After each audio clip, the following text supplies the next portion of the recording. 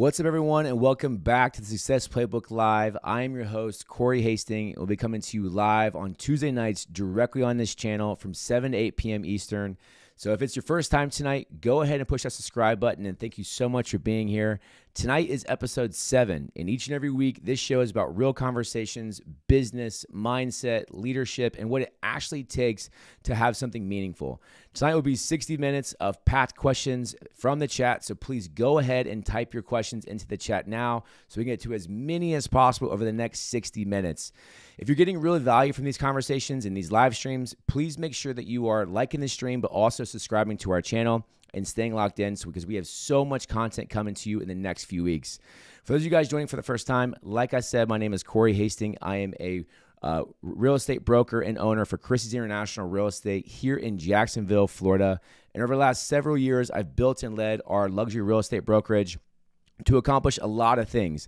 But this live stream is just an extension of that, trying to help you build something meaningful as fast as possible from both my mistakes, but also some of the successes that I've had. Whether it's a business-related question, real estate, personal growth, or wherever your career is overall, I want to hear from you, and I want to know how we can make you as successful as possible the fastest. So let's go ahead and get to some of your questions tonight. Go ahead and put them in the chat. But as we always start, I want to know what city you guys are listening from. Go ahead and put your city and state inside the chat so I can know where you guys are coming from. I, as always, am coming to you live from Jacksonville Beach, right here in our Christie's International Real Estate Brokerage headquarters. I want to go ahead and apologize a little bit for you because I'm a little bit under the weather, as you guys can probably hear, as everyone right now probably is, going from super hot over the weekend to now 35 degrees here locally. So I couldn't even imagine what it's like up north. So thank you guys for being here. I promise you we will get through this together, and we will have as much Q&A as possible over the next 60 minutes. So please go ahead and start to put your questions into the chat. Now, a couple quick updates. We are not going to be here next weekend, next Tuesday. So we will be missing a chat. And then the month of March, we are going to go every other Tuesday to make it a little bit more importance of making sure that we have everything. So we will be on the 2nd and the 4th Tuesdays of March. I will make sure that everybody has the schedule, everybody has the calendar so that we can stay tapped in and obviously continue to hopefully learn and evolve this channel as we go forward. So thank you, Nashville. Thank you, Jacksonville. Thank you, Cincinnati. It's obviously great to always have you guys. Columbus, Ohio. Thank you guys for being here. But I do want to talk to you guys a little bit about I just saw the full video of the Nashville behind the scenes. Remember what we did with my brother and singer-songwriter Scotty Hastings, how we walked Broadway. We had the private tour of the Grand Ole Opry. We had the private tour of his recording studio. It looks incredible. And so everything is looking like we're either going to finalize the video either tomorrow or Thursday. So if it's finalized tomorrow, it'll be uploaded Thursday. If it's finalized Thursday, it'll be uploaded on Friday. But I cannot wait for you guys to see it because it is so cool. It's kind of crazy because it's about a month ago now that we were there. And you kind of forget, wow, we really did that. Wow, we really went and saw this. Wow, we really had access to the Grand Ole Opry and to all these things. And I just cannot wait for you guys to see it. I cannot wait to bring it to you guys. So I am so excited about that over the next few days. I cannot wait to bring it to you and also get the feedback from you. And then I just spoke with our good friend Lee Giott right before this chat, and he is finalizing the podcast with my brother. So that will probably come the week after, or it'll probably be the first week of March, realistically. So next couple of weeks, we have some great things for you guys, which I cannot wait. Now, I know that we've had a ton of questions come in the last couple of weeks from email and YouTube chat and Instagram and all of that. So I'm going to get to a lot of these today. But as always, if you guys have questions, put them in the chat now so we can go ahead and get to them. But first thing, we'll go to get to the first question of tonight. This is our friend Jerome. What mistakes do you see new entrepreneurs make early on? And this is a really good question to kick off tonight because I know a lot of people who watch our channel are either entrepreneurs themselves or they are trying to become entrepreneurs in some way, shape, or form. And I think the biggest mistakes that brand new ones make is, number one, there's a couple of different things, to be honest with you. Number one is they try and do too much too soon, right? So maybe they're starting a retail store, or maybe they're starting a food truck or whatever else. They have a little bit of success and they go and say, oh, I need a freestanding store, or I need to go and make it a restaurant. And they double their overhead without really creating that much more income. So for me, entrepreneurs always typically try to grow too quickly, or they try to extend themselves without really a foundation of a business yet. And, we see this all the time in business, but also kind of in life, as you try to probably take on a little bit more than what you can chew. But that's a really, really good first question, I think, because as we know, we're always looking for new ways to make money. We're always looking for new businesses to start, this and that. But you have to make sure it's the right business, the right opportunity, but also you're ready to take that next step. Another good question was, how do you know if an idea is actually worth pursuing? It's a good one because not every idea is a good idea, right? We talk about that pretty at length last week on the chat. We talk about that all the time, especially with how the more successful you become, the more people are going to pitch you ideas. They're going to pitch you thoughts about, hey, what about this or what about that, right? They're going to rely on your kind of success to kind of write them in the right way. But I think when you have an idea, look, everybody has ideas, right? But whenever you turn it to something worth pursuing, I think you naturally have to say, can I scale this, right? Can I actually turn this into making money, right? Who is my clients that I can go off and say, hey, here's my client, here's how I'm going to obtain those, but also what am I selling, right? And also, is it something that can be easily duplicated? Because if there's, let's say it's a t-shirt or a brand, or maybe you're making a toy or something, right? Or an app, right? If you don't have any protection of somebody coming in and grabbing it from you, then you're only as good as that short period of time is going to be. So I think there's a lot of ideas out there, but what I would tell you, what really transitions an idea to an idea worth pursuing is, can you make money off of it, and can you actually make it your own? I think that's a really good point. Another good question that came in from via email this is from our buddy Justin. How do you stay motivated when progress feels slow? That's a really good one. Especially kind of this time of year when people are still kind of getting amped up and they're still kind of wanting to decide if they want to get things going or whatever else. I think your motivation has to come from within, right? And you have to be motivated by you knowing that you're doing the right things to accomplish whatever goal you want to have. You can't always be motivated by the result. And we talk about this a lot inside of our brokerage because obviously the real estate industry is a very result-based industry. And a lot of our agents will have a great month and then a bad month and a great month and a bad month. And it's very hard for some people to keep being motivated during those bad months because it's overwhelming and there's always the pushes and you're always doing the comparison game and all of this stuff. But I think you have to find motivation from within, and you have to find daily motivations each and every day that's going to help you get out of that rut and get out of that kind of comparison game, even whenever progress is feeling slow. So I think it really obviously depends on what industry you're in. But at the same time, staying motivated is a mindset. I do solely believe that. Great question once again from Justin as well. What mindset shifted helped you the most in your career? I think the biggest mindset shift for me was trying to say, I'm not trying to accomplish my goals in a day, right? I think a lot of us who are competitive, a lot of us who have businesses or have people that work under us or whatever else, I think we naturally start to look at, hey, I need to go and I need to accomplish X, Y, and Z. You can't always accomplish X, Y, and Z in a day, a week, a month, a quarter, whatever it could be. So sometimes you have to shift your mindset to say, hey, I understand that's my goal. I understand that's what I want to go and do. But what can I do in the short-term effect that's really going to get me there, right? And I think that's a mindset shift of, we have to, you guys hear me talk about it a lot, where it's short-term, medium, and long-term goals, because hopefully your mindset will allow you to focus more on those short-term goals to be able to achieve the longer goals. And I think that comes from you understanding, what's the age-old saying? Rome wasn't built in a day. There's no business built in a day either, right? Unless obviously the one that AI or whatever else just built.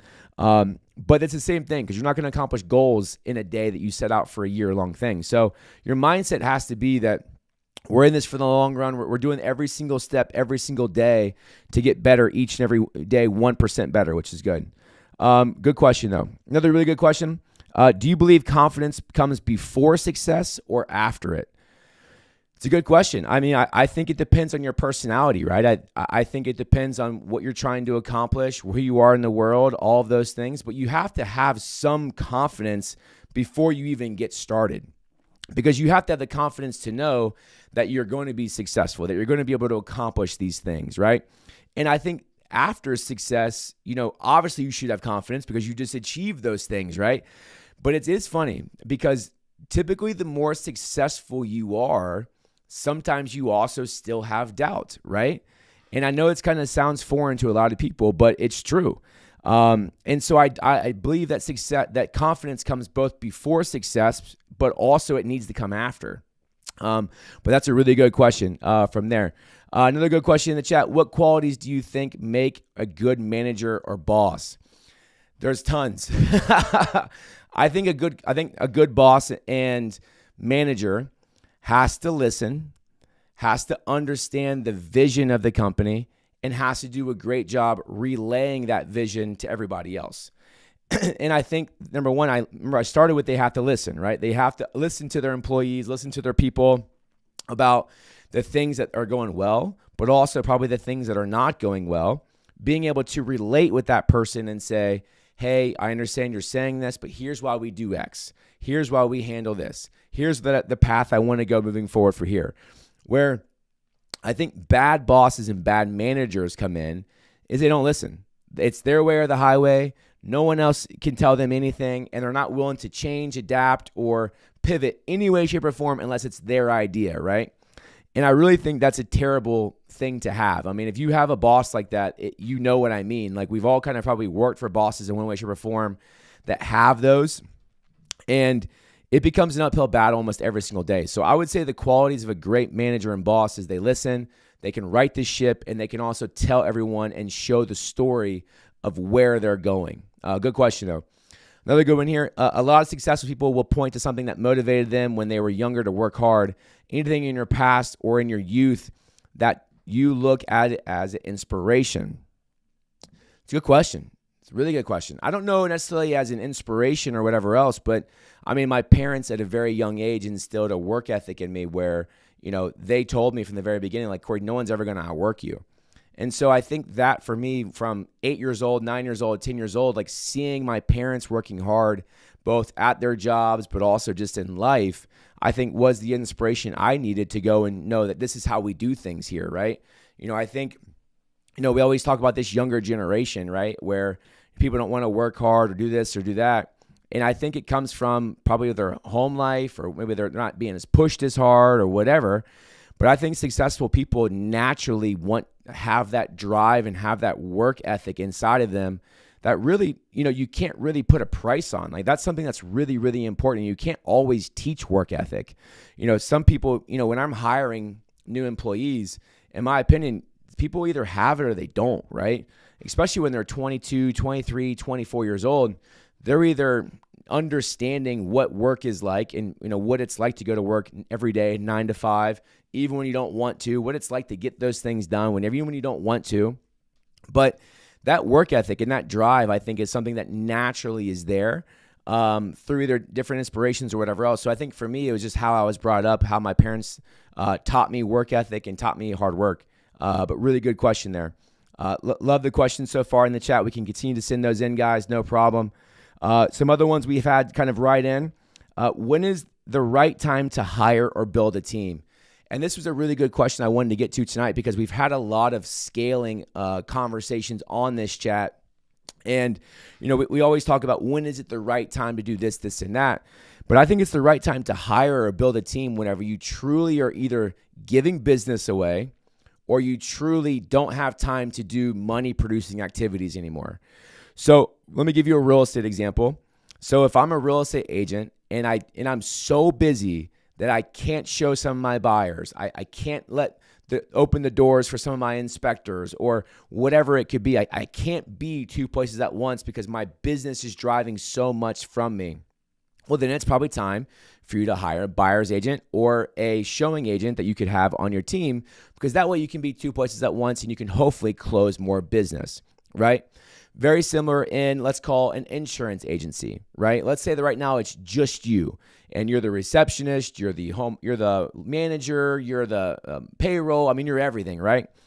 But you start getting busy writing business more and more, and you don't have time to maybe answer your emails, answer the phones as much, whatever it could be. Well, then maybe it's time for you to hire a front desk person to start becoming the office manager and you to be able to facilitate money producing activities. I think where a lot of business owners go wrong is they try to cut costs and they try to keep costs low, which is important. Don't get me wrong. But at the same time, you have to understand that for you to be able to scale and you be able to bring those people on, right? That's hopefully opening up time that you have to do what I just talked about, which is money producing activities, which is really important because if you're not doing money producing activities in a business, then odds are you're not bringing money in, right? But good question. Next question here. What did you personally stop doing that allowed growth? I think for us inside of our company, I think I realized I can't do everything myself. So my very first hire ever was a marketing manager who was great. She helped me do a ton of different things. Then we hired another office manager. And as we started to scale, then we brought in transaction coordinators. Then we brought in managing brokers. Then we brought in other marketing managers because we knew that there was needs there that, I didn't have time to answer all 100 of our agents at the time questions or to facilitate marketing or whatever it could be. But for us, we really had to understand, okay, Corey, what do you do really well? What can we pay somebody else to do that they do really well? And how can we use it together to grow? And so I think you have to understand and you really have to relate to what can I take off of my plate so that I can do more of what I want to do more of, right? So if you're the owner of the business, odds are that you need to be doing sales, right? In some way, shape, or form, you need to be procuring new business. And I think that's really important as you go on and you're looking to hire. You don't always have to hire salespeople, but maybe you need somebody that can offset your email or do the organization of the office or whatever it could be. That way you can grow. But really good question there. At what point did you realize you needed processes instead of hustle? Very early on, because hustle was great, right? We all talk about it. We always want it, right? I think hustle is a form of work ethic, right? But if you're just running around like your chicken with the head cut off, with not really knowing what you're doing or just kind of going and operating whenever your business or whenever your phone rings and this and that, you're not really running a business, right? You're actually just at the mercy of your phone or of your clients, right? Calling you all the time. But if you don't have any processes of how you do things, how you onboard, hey, whenever this new client comes in, here's our intake form. All of those things start to build your processes as an organization because hopefully if you have a client intake form, right, then the more and more clients that come in, the easier it is for that person who's doing those intakes to process, right?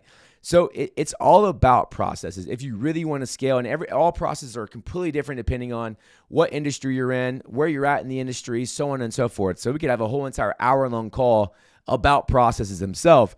But at the same time, I think it's important that if you're looking at your business, or maybe you're a manager, or maybe you're an entrepreneur or whatever, and you're looking and saying, I don't have any intake, I don't have any onboarding, I don't have any exit, I don't have any process that we go through and we can procure this, well, then that's a whole different story. We need to build you some because it is really important that you be able to have that or you'll never actually scale.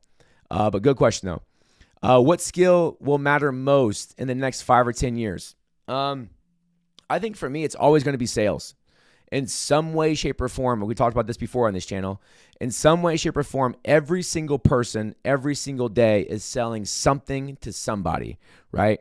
And I don't care the rise of AI. I don't care the rise of technology. I don't care of any of that stuff, right? People want to buy people before they buy product any day of the week.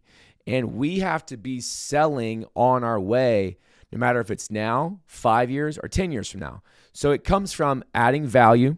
It comes from market specialization and also understanding your product better than anybody else. And I think those are the three biggest things that we need to be able to sell. And I really believe that sales is a true skill. And just like any skill, you can learn to become better at it, which is really important. So I think that's the biggest skill that we'll need in the next 5, 10 years. I mean, obviously, we're always going to have technology. We're always going to need those things, whatever. But 95% of businesses have to sell something. If it's food, if it's clothing, if it's product, if it's customer service, whatever it could be, we have to have those things, right? Which is important. But really good question there. Next question. Where do you see opportunities most people are missing right now? I think it just depends. I think it obviously depends on, what industry they're in, where they're at in their life. I think it's not always a matter of missing. I think people are not always as open to certain opportunities because there's not a big payday behind it, or maybe the job is not as sexy as they want, right? And their ego kind of gets in the way of like, oh, well, I went to college for 4 years. I should do better than this, right? But I really believe, opportunities can come from so many different ways. It could be a coffee that you're going to have with somebody that's in the industry that you want to be in. It could be, taking that internship that, yeah, it's going to suck. You're not getting paid, but look what it's going to do for your resume. Look what it's going to do for doors you're going to be able to open, hopefully down the line. So I think most people kind of get in their own way of saying, I'm too good for that opportunity, or I can do better, when sometimes opportunities are literally knocking them in the face and they're still saying no to it. So, I've done a whole entire vlog on opportunity, and that I really believe, into 2026 and beyond, you need to chase opportunity, not always what your goals and dreams are, right? We talk about that a lot, especially young people. Like if you're fresh coming out of college, or maybe you're still in college, right? Everything you do is based off the opportunities that you're hopefully going to get in front of you one day. Everybody wants to go out and make a ton of money. Everybody wants the title. Everybody wants all those things. But it's all about who you know in this world as well. And I think opportunities to sit down with somebody in the industry that you want to be in, pick their brain about how they got started, so on and so forth, those are absolutely invaluable. So I hope that answers the question there. Next one. What's your favorite thing, task, or activity that you do daily in your business? That's a really good question. I don't know about favorite thing or task, but I love going into our shops and just talking to our agents. What are you guys seeing? How's your family? How was your vacation? Just really kind of being personal with them and being able to have that relationship to where, not only are we friends, but also they know I'm always going to have their back whenever they need me professionally. So I don't know if it's about favorite thing or task or activity, but for me, like most days, I usually bounce between 2 and 3 offices each day. Like just even today, I was down in our San Marco office all morning, which is downtown, came all the way back to the beach this afternoon, was over here. Tomorrow, I'm bouncing around to 3 offices. So I'm always everywhere and anywhere. I'm always trying to catch people that maybe I haven't seen in a couple of days or a couple of weeks, whatever else, because obviously real estate agents are busy, right? And yes, we have trainings, and yes, I have things online for them, but they don't always attend in person. So sometimes it's good to kind of go where they are. So I would say just going back and forth and just making conversations with my team is something I really enjoy doing. Next question. When do you trust instinct versus data? I think it really just depends, like what exactly you're looking for, right?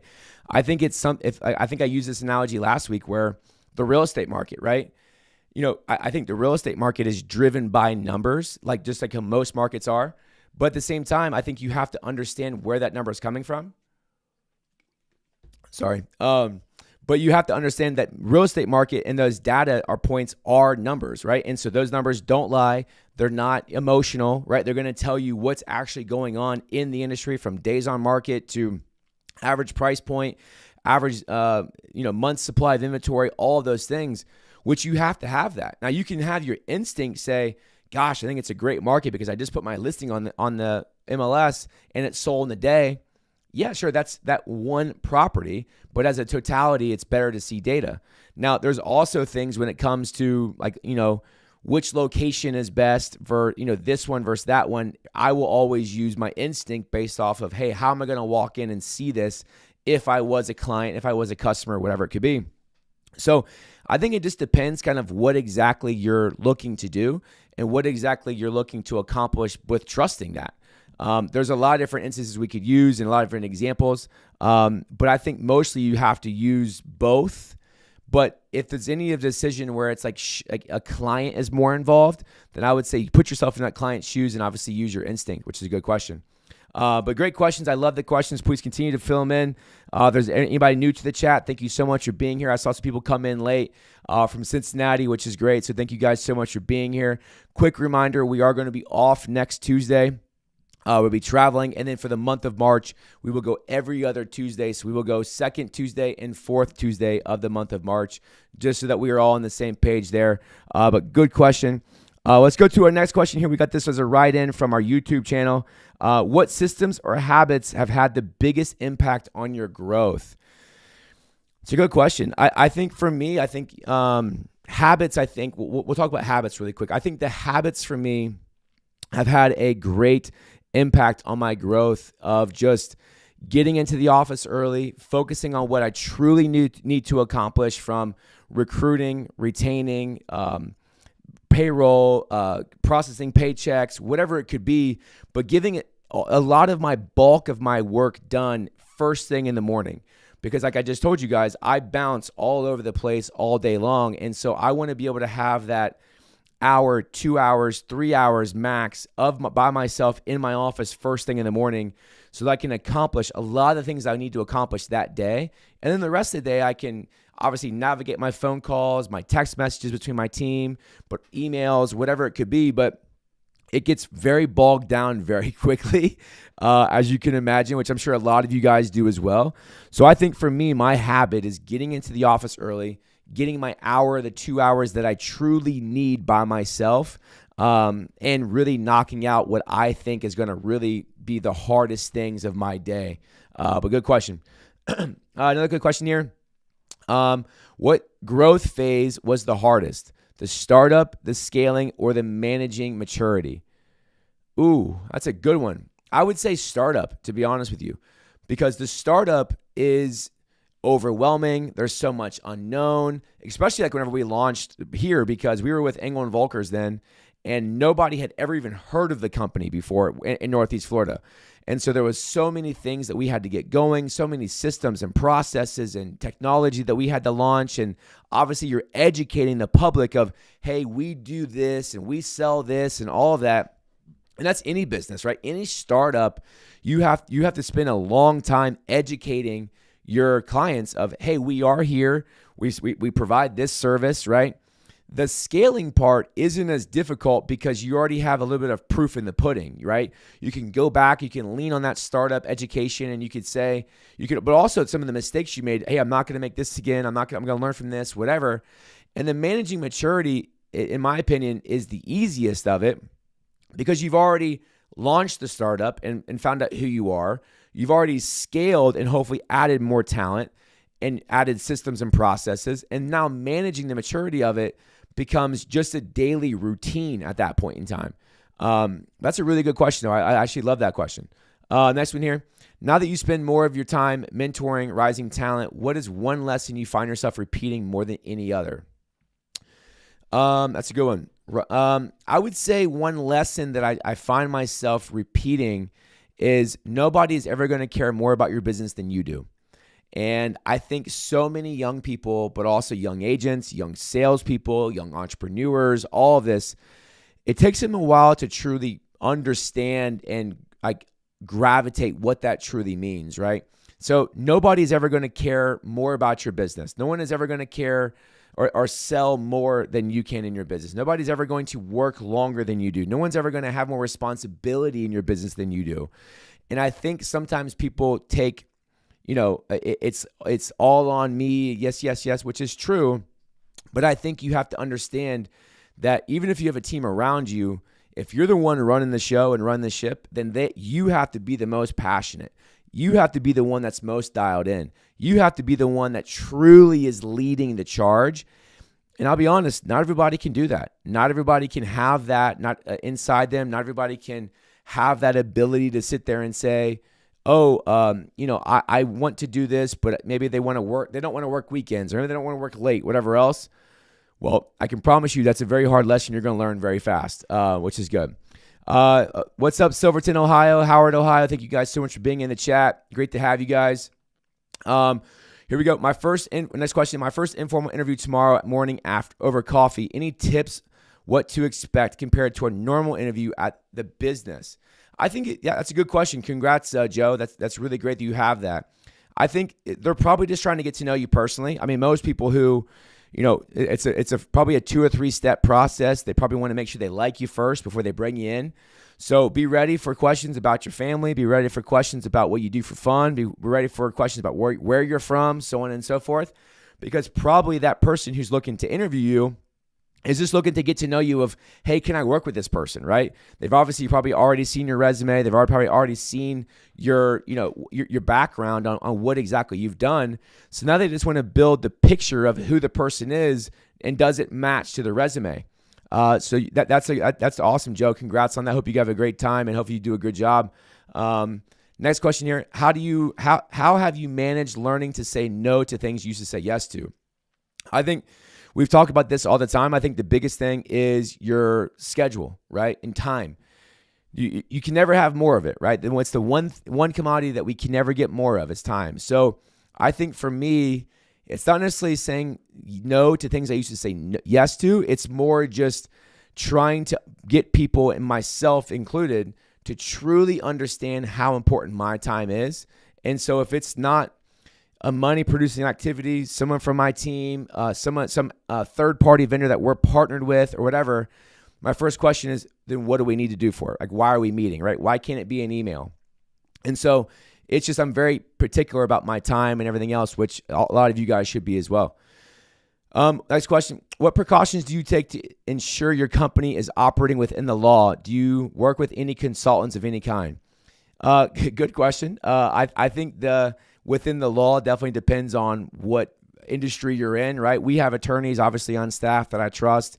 Obviously, we've taken all the state legislature, we've taken all the state licensure that we've had to take when it comes to being licensed and what we do and how we operate.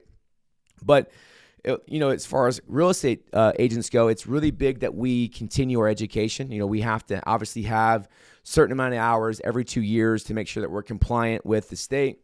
But also, even contracts wise, we bring a lot of attorneys into our team, go over, changes and, hey, don't forget about this, or here's the biggest mistake people have made, or whatever it could be. So we do a lot of education. We do a lot of things that hopefully take precautions so that agents, don't make the mistakes. But I think for your business, it just depends on what exactly you need to be equipped for, right?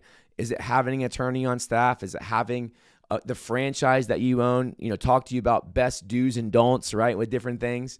I think that's important. So hope that answers your question.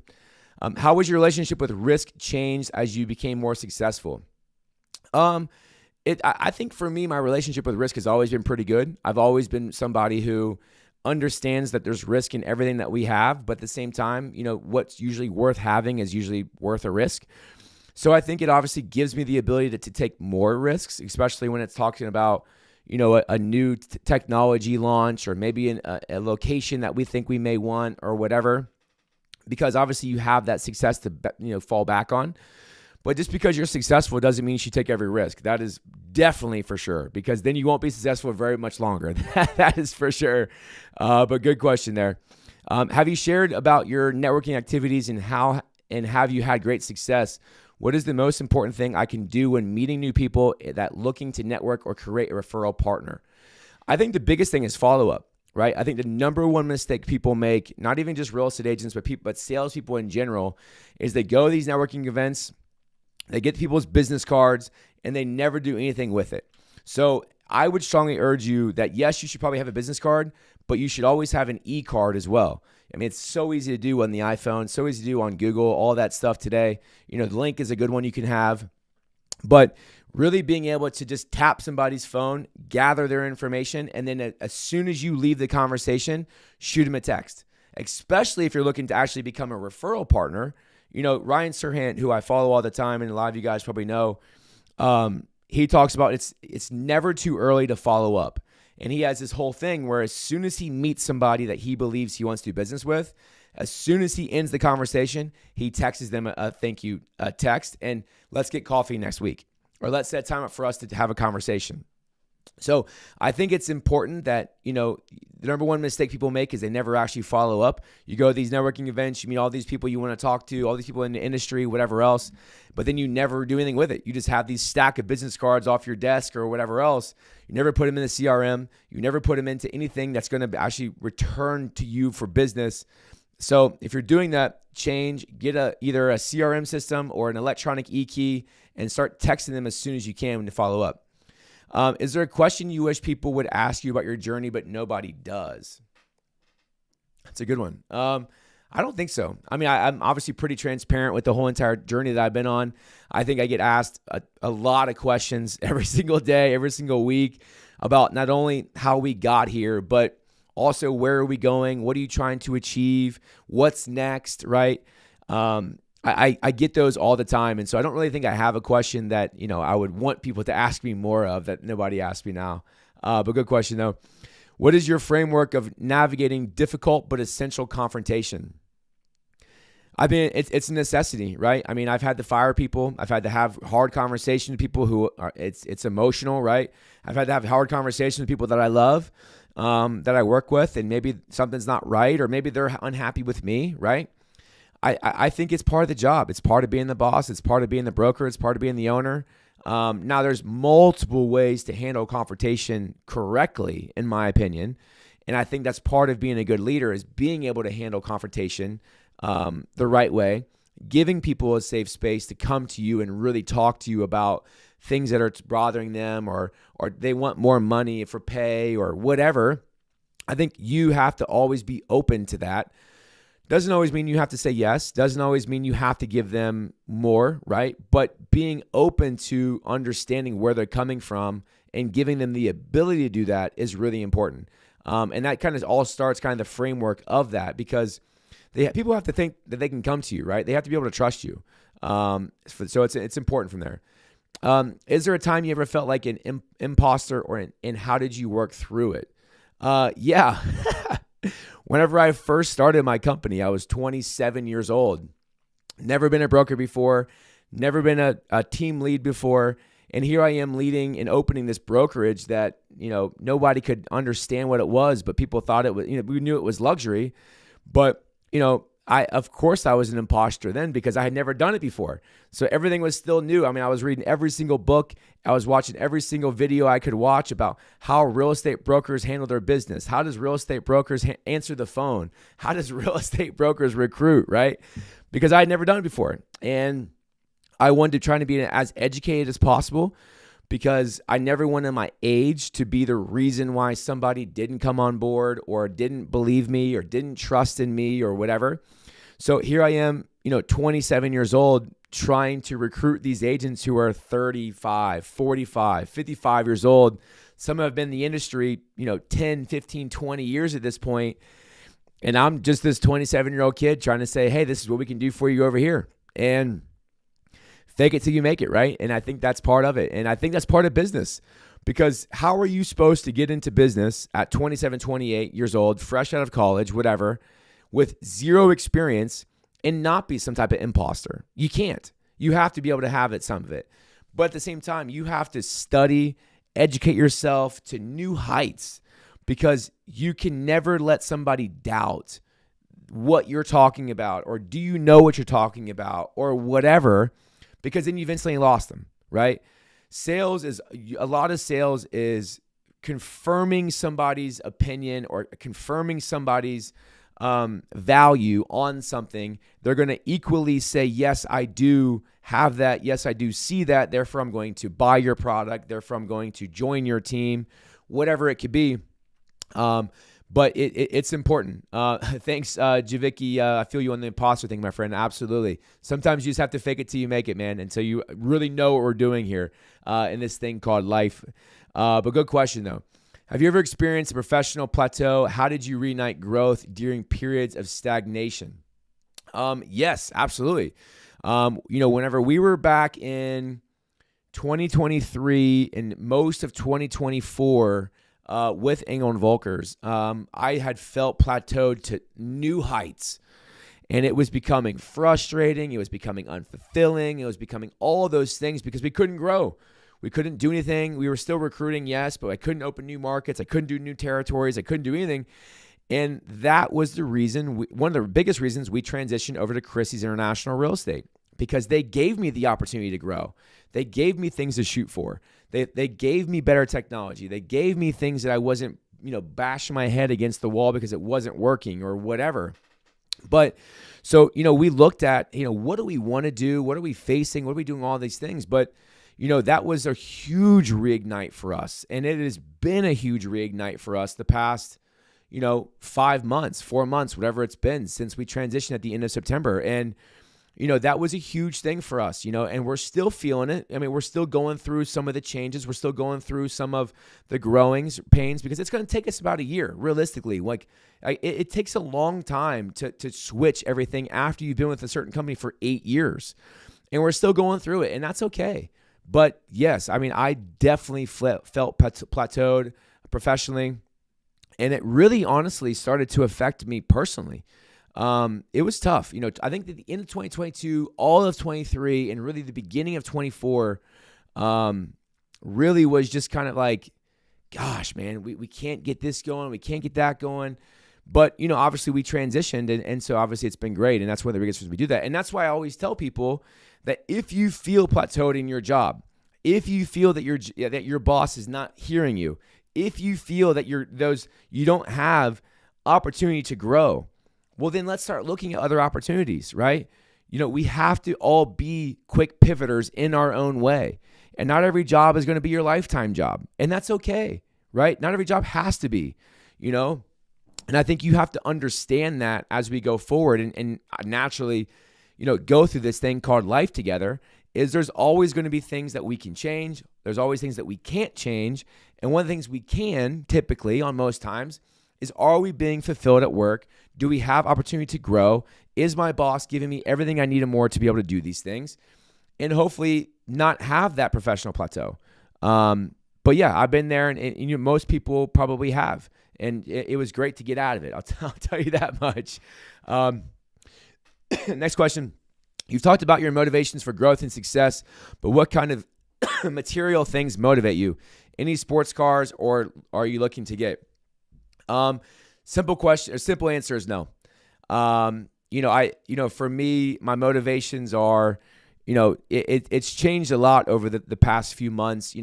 My motivations are more walking in my faith with the Lord, really being fulfilled by Him.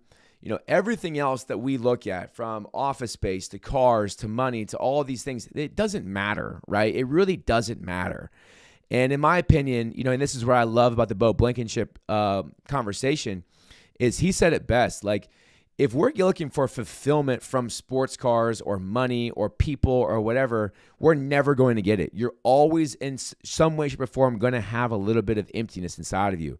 And I'm not. This is not a religion show. I'm not pushing religion on people, but I definitely believe that you need to have a relationship with God in whatever way that you want to, and really be able to seek Him for fulfillment and seek Him through all of those, because He's going to provide you all of this anyway, right?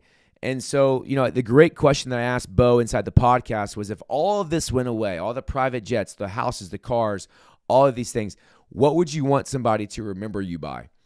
And he said, to be honest with you, none of this even matters. What I want to be remembered by was I was walked a God-first life.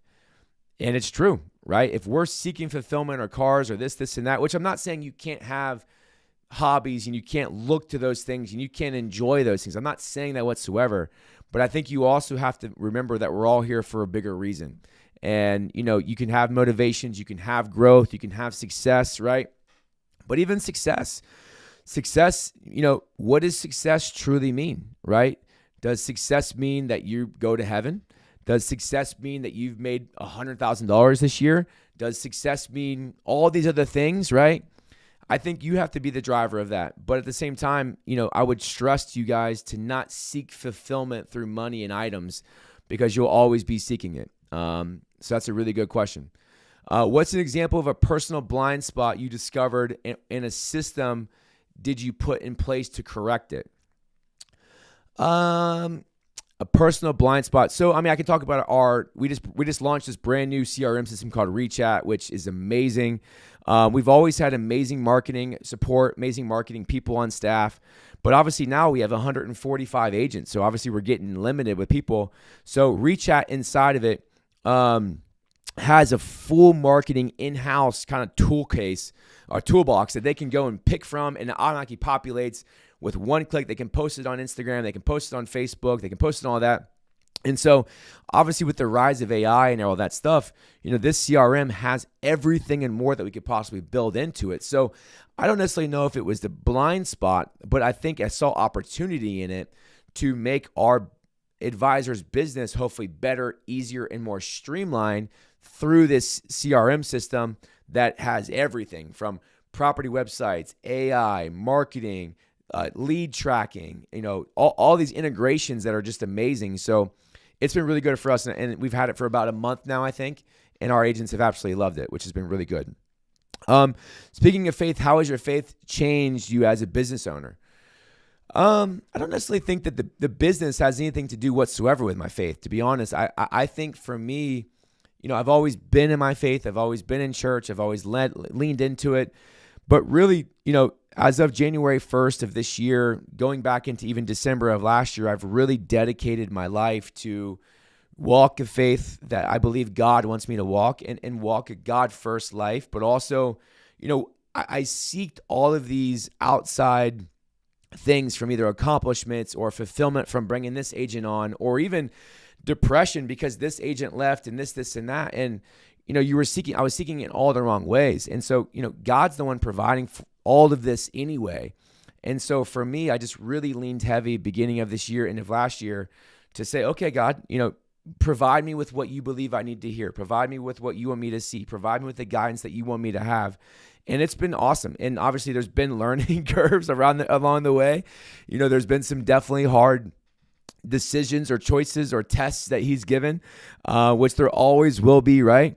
But that's just everyday life. And I would say that since I've leaned so heavily into my faith, my happiness has been higher, my fulfillment has been higher, my being able to shake things off inside of the business has been a lot easier because it just means more, right? And or I should say, it doesn't mean as much. I used to get so caught up in, well, this agent left me, and I'd be sad for 20 hours, right? Or even sometimes even 20 days. It was all in his plan anyway, right? We can learn from it. We can react from it. But at the end of the day, we have to move on, right? And I think that's the biggest thing that I've learned, biggest thing that I've really leaned into, I think. And I'm looking forward to continuing to grow my faith, so I can continue to lean into that. But really, really great question as we finish tonight. So thank you guys so much for being on tonight. This was awesome. Remember, we are going to skip next week. We're going to do two of these live streams in the month of March, the second and fourth week. I will make sure that everybody has everything. But thank you guys so much for being here. Thank you so much for your questions and all the dialogue. I've absolutely loved it. If you are new here, please feel free to subscribe to our channel. And before you sign off tonight, go ahead and push that like button on the channel tonight so we can go ahead and get your like on tonight's episode. But I will see you guys in just a few weeks. Have a great rest of your week. And as always, thank you so much for being here.